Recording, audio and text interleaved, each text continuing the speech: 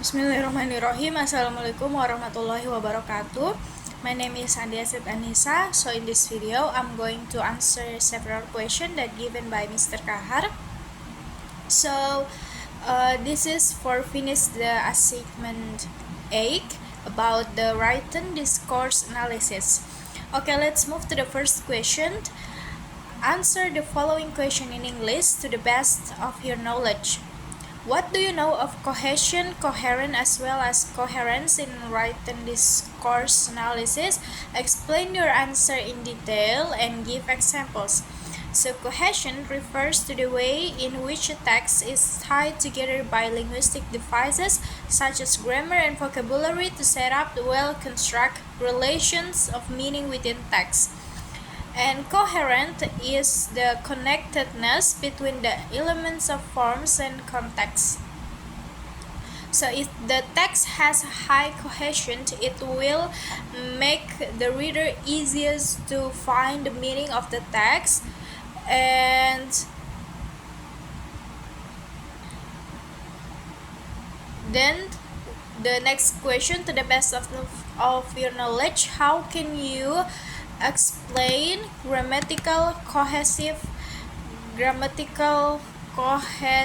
device? It is important to carry out in this course analysis on the grammatical cohesive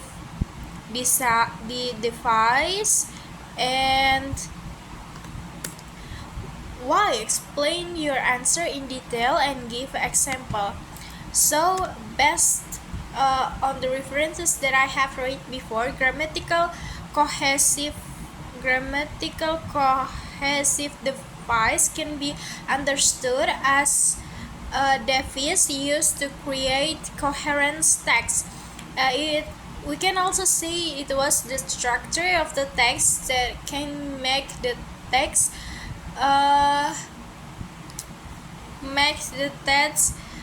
be cohesive and coherent. So there are 4 types of grammatical cohesive device. There are references, substitution, ellipsis, and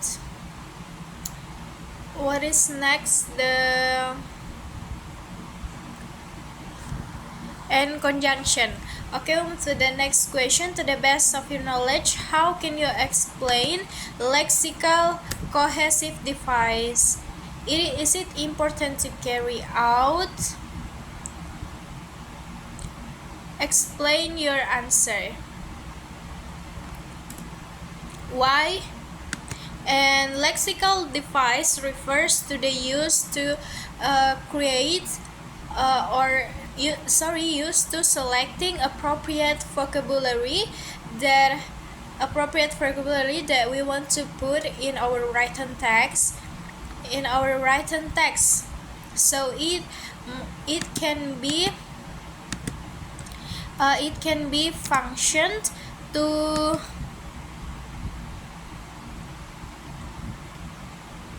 form larger groups of related words that can extend freely over sentence boundaries. And then the next question is, what do you know of the following aspect of grammatical cohesive device? A. Reference, endoporic reference, anaphoric reference, cataphoric reference, exphoric reference, substitution, and ellipsis. The type of ellipsis and conjunction. So the answer is, reference is the act of referring to something or someone in a discourse. According to Halliday and Hassan in 1976, reference can be personal, demonstratives, and comparatives that function as cohesive ties.